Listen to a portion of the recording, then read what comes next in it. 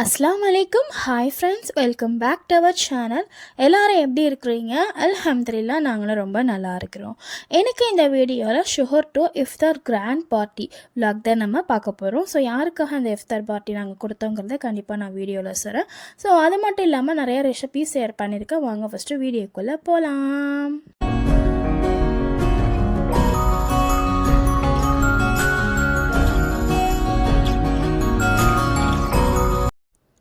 இது பார்த்திங்கன்னா ரமதான் டே 15. ஸோ 15வது நாளில் தான் நம்ம இந்த வீடியோ எடுத்தேன்னா, அப்போ பார்த்திங்கன்னா ஷுகர் செஞ்சுட்டு படுத்தாச்சு. ஸோ எந்திரிச்சு இஃப்தாருக்காக ஒன்று ஒன்றா செய்யலாமேன்னு சொல்லிட்டு எந்திரிச்சாச்சு. எப்போயுமே ஷுகர் செஞ்சுட்டு படுத்துட்டு லோஹருக்கு தான் எந்திரிக்கிறது. கொஞ்சம் க்ளீனிங் ஒர்க்லாம் முடிச்சுட்டு பால் ஜூஸாக இருந்தால் ஜூஸுக்கு, அப்புறம் தயிருக்கெலாம் பால் காய்ச்சி ஊற்றிட்டு, அதுதான் ஃபஸ்ட்டு வேலை. பிசுன்னு எதுவும் ஊற போகாமல் தான் செஞ்சுட்டு அடுத்த வேலை தான் இப்போ பார்க்குற நான் ஆரம்பிப்பேன். ஸோ இன்றைக்கி பார்த்திங்கன்னா இஃப்தார் ரெசிபிக்கு வந்து ஃபுட்டிங் செய்யலான்னு சொல்லிட்டு ஓகே, அதோடய ரெசிபி வந்து நான் எடுத்திருந்தேன். ஸோ ஷேர் பண்ணிக்கிறேன். இப்போ பார்த்திங்கன்னா நான் வந்து ஒரு 3 முட்டை எடுத்துக்கிட்டேன், ஒரு 3 ஸ்லைஸ் ப்ரெட் எடுத்துக்கிட்டேன். என்னோடய வந்து கொஞ்சம் ஹார்டாகிடுச்சு. நீங்கள் ஒரு 2 ஸ்லைஸ் ப்ரெட் எடுத்துங்க போதும். 1 டம்ளர் ஆஃப் மில்க் எடுத்துக்கோங்க. கொஞ்சமாக சீனி உங்கள் ஸ்வீட்னஸ்க்கு தகுந்த மாதிரி கொஞ்சம் கண்டென்ஸ் மில்க்கு, வெனிலா எசன்ஸு ஒரு 1 drop, 1 pinch of salt add பண்ணிக்கோங்க. ஸோ இதை எல்லாத்தையுமே மிக்சியில் போட்டு லைட்டாக கிரைண்ட் பண்ணிங்கன்னா முடிஞ்சிருச்சு. அழகாக அதுவே மிக்ஸ் ஆகி தானாக வந்துடும். ஸோ இப்போ ரெடி பண்ணி வச்சுக்கலாம். இப்போ பார்த்திங்கன்னா கேரமல் ரெடி பண்ணிக்கலாம். ஒரு பேன் எடுத்து அதில் சுகர் ஆட் பண்ணிவிட்டு நான் கேரமல், அதாவது அந்த குவான்டிட்டி நம்ம மிக்ஸ் பண்ணி வச்சுருக்கோம்ல, அந்த மிக்சருக்கு தகுந்த குவான்டிட்டியில் நான் வந்து கேரமல் ரெடி பண்ணிக்கிறேன். ஸோ சைட் பை சைடில் பார்த்திங்கன்னா இன்றைக்கி வந்து பாதாம் மில்க் ரெடி பண்ணலான்னு சொல்லிட்டு பால் காய்ச்சி வச்சுக்கிட்டு இருந்தேன். ஸோ இந்த சைட் பார்த்திங்கன்னா தயிருக்கு உர ஊற்றி வச்சாச்சு. ஸோ இப்போ கேரமல் ரெடி ஆகிடுச்சு. நம்ம ஃபுட்டிங் செய்ய போகிற பாட்டில் இந்த மாதிரி நெய் அப்ளை பண்ணிக்கோங்க. அப்ளை பண்ணிவிட்டு நம்ம பண்ணி வச்சுருக்க கேரமல் இருக்கு இல்லையா, ஸோ அதில் ஊற்றிக்கோங்க. நல்லா ஊற்றி நல்லா ஃபுல்லாக ஈவனாக ஸ்ப்ரெட் ஆகிற மாதிரி வச்சுக்கோங்க. ஸோ கடைசியாக அடுத்தது என்ன பண்ணுங்கள், நம்ம மிக்சியில் கிரைண்ட் பண்ணி வச்சுருந்தா அந்த மிக்ஸ் எடுத்து நம்ம அதில் ஊற்றிக்கலாம். ஸோ ஸ்பூன் இல்லைன்னா கரண்டி இந்த மாதிரி வச்சு ஊற்றுங்க. அப்படி நேராக ஸ்ட்ரைட்டாக ஊற்றிடாதீங்க. ஸோ இப்போ ஒரு 45 மினிட் வந்து நம்ம இட்லி பாத்திரத்தில் வச்சு ஸ்டீம் பண்ணி வேக வச்சிடலாம். அவன் இருந்தால் அவனில் வச்சுக்கோங்க. இப்போ பார்த்தீங்கன்னா பாதாம் ட்ரிங்க் வந்து ரெடி ஆகிடுச்சு. இது நான் வீட்டில எல்லாம் செய்யலை. ஸோ கடையில் தான் இந்த மிக்ஸ் வாங்கியிருந்த பாதாம் மிக்ஸு. லைட்டாக பாதாம் மட்டும் மேலே போட்டுப்பேன். ஸோ அவ்வளோதான். ஸோ இப்போ பார்த்தீங்கன்னா ஃபுட்டிங் நல்லா ரெடி ஆகி வந்துருச்சு. அதை இன்னும் நான் கட் பண்ணலை. இஃப்தாருக்கு ஒரு ஸ்நாக்ஸ் செய்யணும். அதுதான் வந்து இந்த பஜ்ஜி எல்லோரும் கேள்விப்பட்டிருக்கீங்களா என்னன்னு எனக்கு தெரியலை.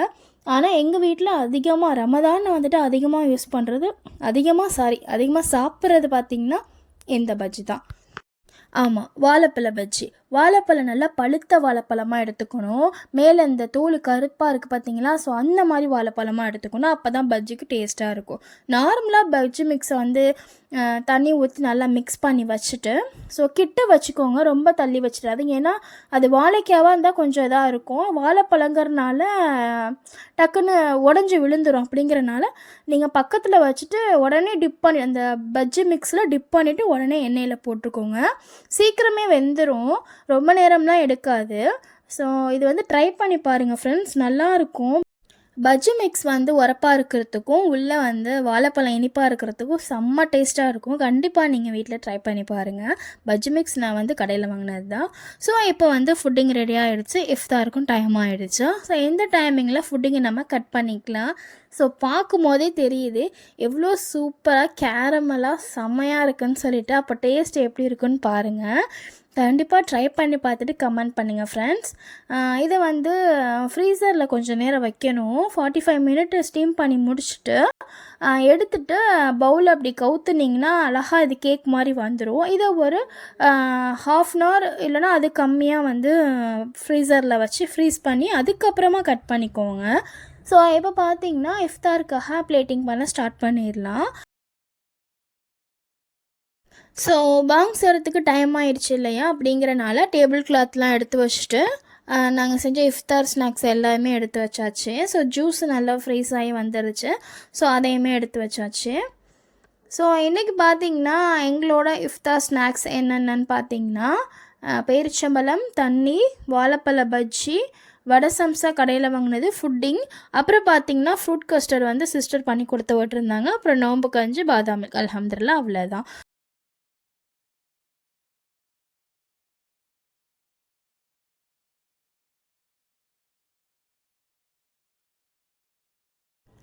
இந்த வீடியோ எப்போ எடுத்ததுன்னு பார்த்தீங்கன்னா ரமதான் டே 24 அன்றைக்கி தான் எடுத்தது. இது வந்து ஷுகருக்கு எடுத்த வீடியோ. அன்றைக்கி ஒரு 2 டேஸ் வந்து சிஸ்டர் வந்து ஸ்டே பண்ணுறதுக்காக வீட்டுக்கு வந்திருந்தாங்க. சிஸ்டர் வந்திருந்தாவே ஸ்பெஷல் தானே அப்படிங்கிறதுனால அன்றைக்கி வேணும் பார்த்தீங்கன்னா கீ ரைஸ், மட்டன் தாளிச்சா, காடை 65 தான். ஸோ இதே வந்து என்னென்னா ரமதான் டே 1 வந்து கீ ரைஸு, மட்டன் தாளிச்சா, சிக்கன் 65 இதை வந்து நான் பண்ணியிருந்தேன். ஸோ அந்த ஷூட் பண்ண வீடியோ தான் டிலீட் ஆகிடுச்சின்னு நான் லாஸ்ட் வீடியோவில் நான் சொல்லியிருந்தேன் பார்த்தீங்களா. ஸோ அப்படிங்கிறனால அன்னைக்கு பண்ணது தாளிச்சா ஓகே இன்றைக்கி பண்ணலாம், நோம்பும் முடிய போகுது இல்லையா அப்படின்னு சொல்லிட்டு ஸ்டார்ட் பண்ணியாச்சு. கீ ரைஸ்லாம் பண்ணி முடிச்சுட்டு அப்புறமா வந்து தாளிச்சா ரெடி பண்ணிவிட்டு காடை ஃப்ரை பண்ணி வச்சாச்சு. ஸோ அன்றைக்கி எடுத்த வீடியோ வந்து இது பண்ண முடியும். நெக்ஸ்ட் டே பார்த்திங்கன்னா இஃப்தாருக்காக உள்ள வேலையெல்லாம் ரொம்ப பரபரப்பாக போயிட்டு இருந்துச்சு. சிஸ்டர் வந்து நிறைய கொஞ்சம் ஹெல்ப் பண்ணியிருந்தாங்க எனக்கு. அதில் வந்து அவங்களோட ரெசிபி வந்து எனக்கு ரொம்ப பிடிச்ச ரெசிபின்னு சொன்னீங்கன்னு பார்த்தீங்கன்னா வட்டலாப்பம் தான். ஸோ அதை வந்து நான் ஷூட் பண்ணியிருந்தேன். வாங்க எப்படி பண்ணலான்னு பார்க்கலாம். அவங்க வந்து ஒரு 15 முட்டை மாதிரி எடுத்துக்கிட்டாங்க. ஸோ சுகர் வந்து பார்த்திங்கன்னா மிக்சியில் போட்டு பவுட்ராக எடுத்துக்கிட்டாங்க. அதோட ஒரு பிஞ்ச் ஆஃப் சால்ட் ஆட் பண்ணிக்கிட்டாங்க. ஸோ நான் என்ன பண்ணியிருந்தேன்னா சைடில் வந்து பாதாம், முந்திரி, பிஸ்தா, கசகசா ஸோ அது எல்லாத்தையுமே எடுத்து ஒரு சுடு தண்ணியில் ஊற வச்சுக்கிட்டேன்.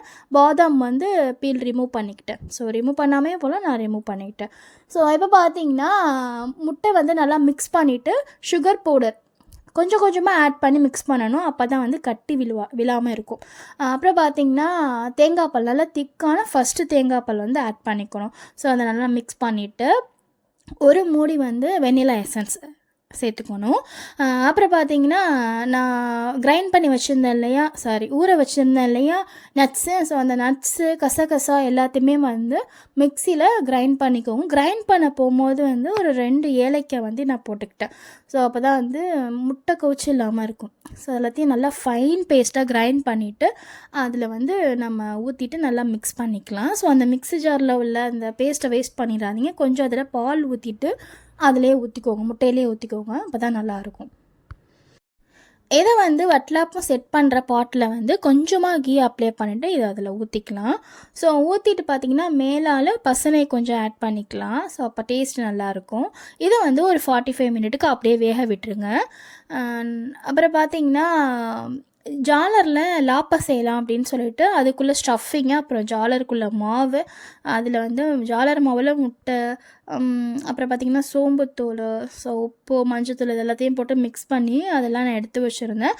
ஸோ அந்த ரெசிபிலாம் வந்து நான் ஷூட் பண்ணல. உங்களுக்கு எல்லாத்துக்கும் உள்ள ரெசிபி வேணும்னு நீங்கள் நினச்சிங்கன்னா நீங்கள் கமெண்ட் பண்ணுங்கள். கண்டிப்பாக நான் உங்களுக்கு அதுக்கு தனியாக ஒரு வீடியோ போடுறேன்.